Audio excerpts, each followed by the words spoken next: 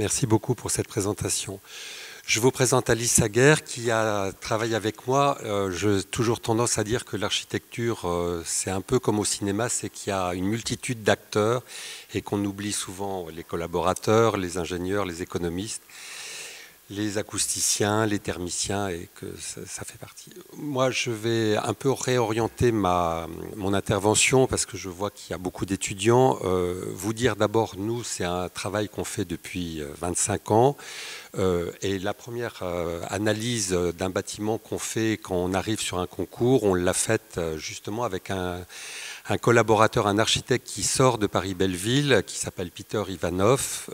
Et donc on a utilisé ses talents et son savoir-faire d'analyse pour faire une première analyse du bâtiment que vous voyez ici, qui c'est un bâtiment des architectes Castin et Viager. Viager avait 60 ans et Castin avait 25 ans quand ils ont démarré ce travail. Ça veut dire qu'effectivement les associations de gens expérimentés et de jeunes que le ministère développe beaucoup en ce moment et que l'on développe surtout nos concours, ça a une vraie importance, c'est que ça peut donner à un architecte de 25 ans l'occasion de faire déjà un très très grand bâtiment, ce qui est plus dur encore aujourd'hui. Voilà donc le bâtiment labellisé, c'est des archives. On a retrouvé grâce à Peter un certain nombre d'archives que vous allez tourner. Assez dur parce que l'architecte Castin a brûlé ses archives avant la fin de sa vie. Donc on a eu beaucoup de mal à retrouver ces archives et Peter a fait un énorme travail de recherche. Mais il avait ce savoir-faire que vous apprenez à l'école. On a trouvé que ce bâtiment avait une spécificité, parce qu'il faut comprendre les bâtiments, mais il faut aussi comprendre ce qu'a voulu en faire l'architecte et aussi l'aimer pour ce qu'il est.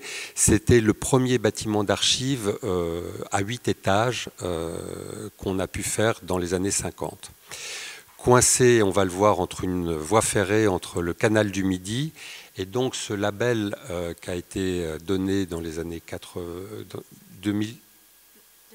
2017, le label ACR, il avait pour nous une particularité, c'est qu'il était dans le périmètre du canal du Midi, et donc on a hésité pendant longtemps entre l'avis de la DRAC et l'avis de l'ABF. Même si c'est la même maison, on a eu des débats sur qui devait faire quoi, et j'avoue que ça n'est pas encore toujours très clair entre les ABF et les conseillers en architecture.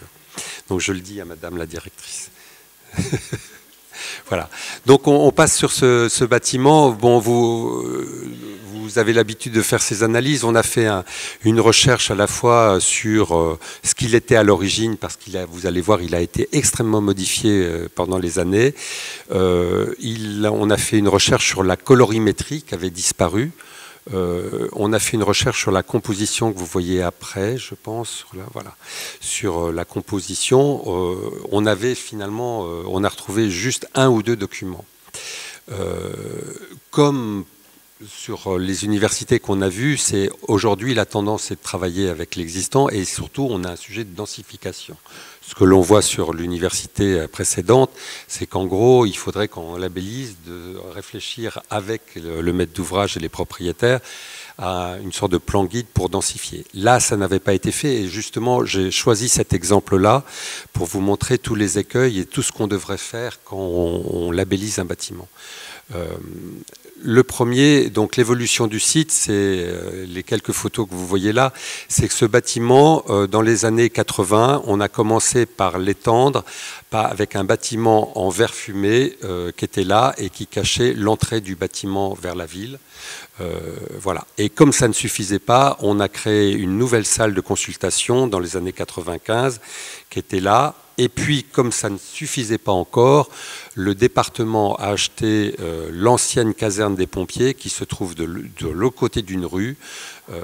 Voilà. Et aujourd'hui, la demande, comme nous, on a été sélectionnés pour le concours, l'appel d'offres était de dire qu'ils avaient environ 19 km linéaires, puisque c'est comme ça qu'on calcule les archives, et qu'il fallait en construire 8 de plus et de savoir comment on allait faire.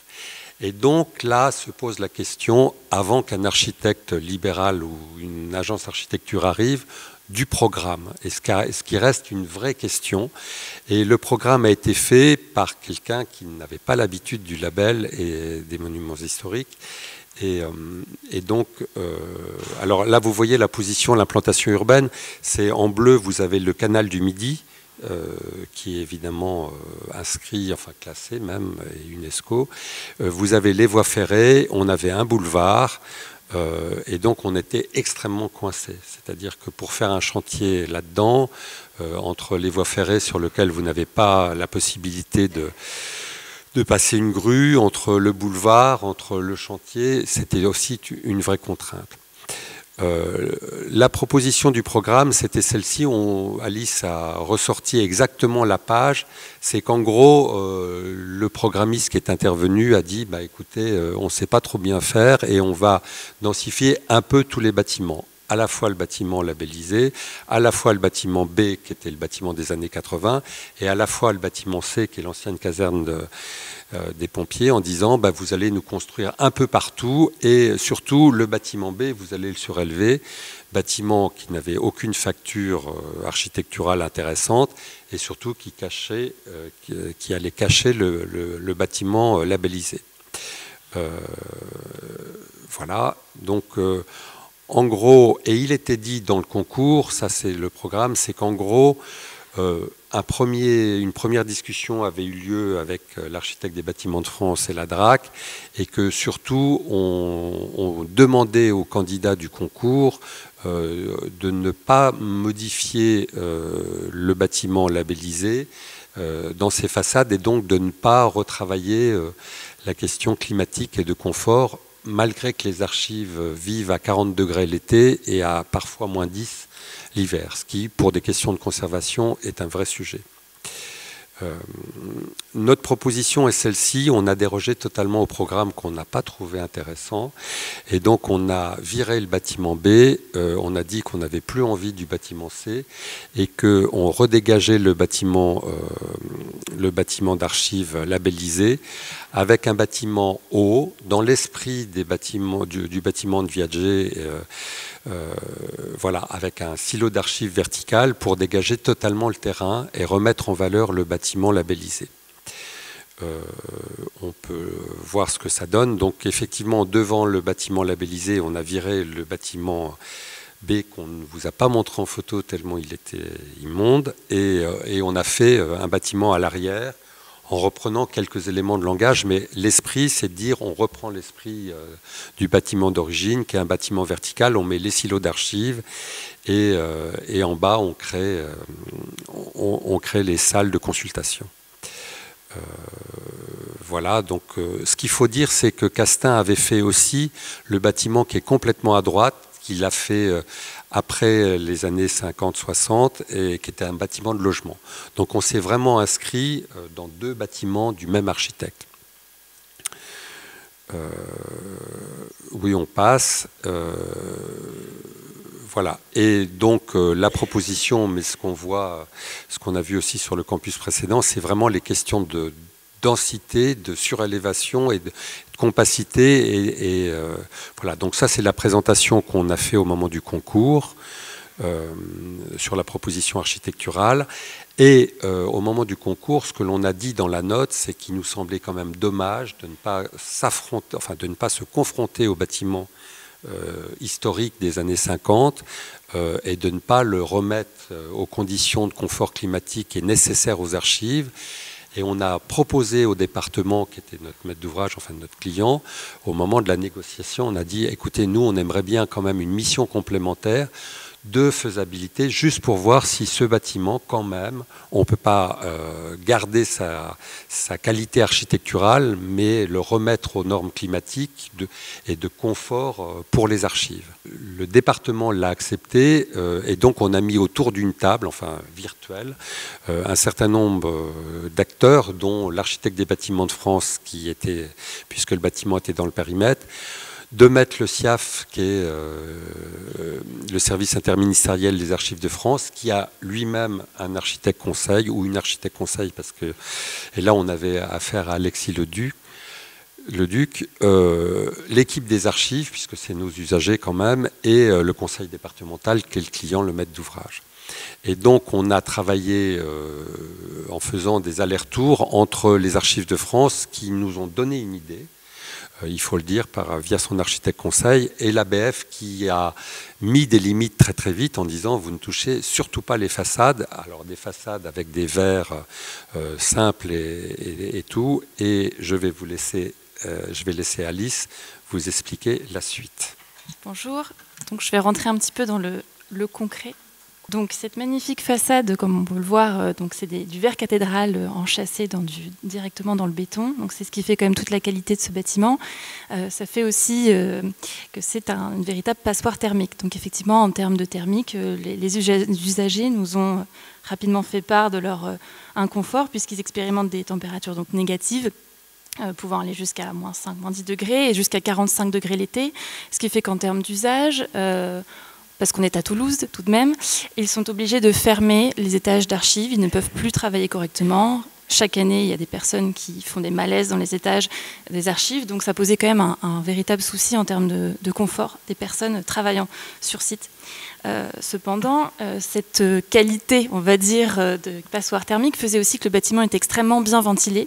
Et donc paradoxalement, la conservation des documents était, on va dire, relativement stable. C'est-à-dire que les archives sont donc composées essentiellement de papier qui accumulent beaucoup d'humidité, et le plus grand danger pour les archives, ce n'est pas tellement les variations thermiques, mais c'est surtout les variations d'hygrométrie. Et donc le SIAF était extrêmement inquiet à l'idée qu'on intervienne dans le bâtiment parce qu'il y avait cet équilibre précaire de grande ventilation qui permettait que les archives soient saines, et ils avaient peur qu'une intervention vienne bousculer cet équilibre et qu'on se retrouve donc avec éventuellement des moisissures et qui perturbent la bonne conservation des bâtiments. Mais on ne pouvait pas laisser les choses en l'état et faire que les personnes ne puissent pas travailler correctement. Donc on a travaillé, donc, comme l'a dit Patrick, avec l'ensemble des acteurs. Donc les prérequis à respecter, c'était, donc l'ABF a clairement dit dès le début qu'il ne souhaitait pas qu'on intervienne sur les façades. Donc c'était le respect des façades historiques. Ce qui excluait d'emblée le fait de travailler par une isolation extérieure, ce qui a priori n'était pas notre idée non plus.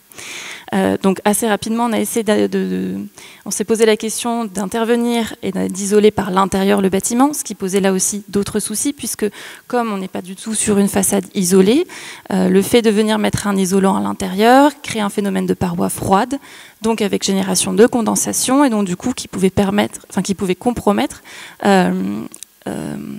disons la bonne conservation des bâtiments par des moisissures qui pouvaient se développer au niveau des façades. Donc la solution que nous a un petit peu soufflé effectivement Alexis Leduc, architecte conseil au SIAF, donc le syndicat interministériel des archives de France, était de venir cloisonner plutôt le bâtiment au niveau, je vais récupérer la souris, au niveau de la structure, parce qu'en fait on a un bâtiment qui a une structure en périphérie, et donc les circulations sont en porte-à-faux, puisqu'on l'avait vu rapidement au début, mais le bâtiment est sur pilotis. Et donc du coup, on viendrait cloisonner ici les cellules d'archives, et donc créer l'isolation thermique, donc recréer une espèce de double pot dans le bâtiment existant, en conservant quelque chose d'isolé donc au centre du bâtiment. Cette première proposition, on l'a faite dans le prolongement du fonctionnement des archives, c'est-à-dire qu'on imaginait avoir donc... excusez-moi, je reviens. À partir du moment où on vient réisoler le bâtiment, il faut obligatoirement réintroduire aussi un traitement d'air pour rétablir cette ventilation que bénéficiait le bâtiment auparavant et garantir donc un air avec une hygrométrie qui est maîtrisée. Donc on avait fait cette première proposition, on avait donc du soufflage sur une des circulations, la reprise d'air de l'autre circulation, et donc on avait une ventilation des locaux traversante. Le problème, c'est que, si vous passez à la slide suivante, nous sommes sur un bâtiment qui a été fait donc, dans les années 50, qui était extrêmement fonctionnel et qui était vraiment dessiné parfaitement pour l'usage, c'est-à-dire que tout est fait au millimètre et la hauteur sous plafond est vraiment optimale, donc on n'a pas beaucoup de marge. Donc là, on se retrouvait en fait avec des couloirs à 2 mètres sous plafond si on voulait pouvoir rajouter des gaines. En fait, toute intervention sur bâtiment est très compliquée puisque